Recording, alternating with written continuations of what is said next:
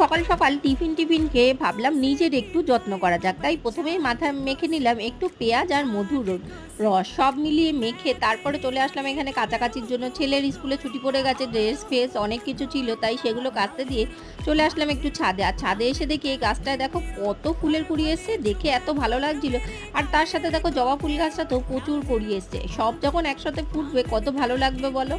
আর এদিকে নিচে এসে বসিয়ে দিলাম একটু রান্নাবাড়ি। আর রান্নাবাড়িতে আজকে ছিল চিকেন, আর চিকেনটাকে ভাজতে বসিয়ে দিয়েছি। আর এদিকে কিন্তু আলুগুলোকে আগেই ভেজে নিয়েছি। আর আমাদের বাড়িতে চিকেন রান্নায় কিন্তু চিকেনটাকে সবসময় ভেজেই রান্না করা হয়। তারপর তো চিকেনের ঝোল হয়ে যাওয়ার পর ছেলেকে দিলাম একটু খেতে। ছেলেকে বললাম কেমন হয়েছে টেস্ট করে দেখতে।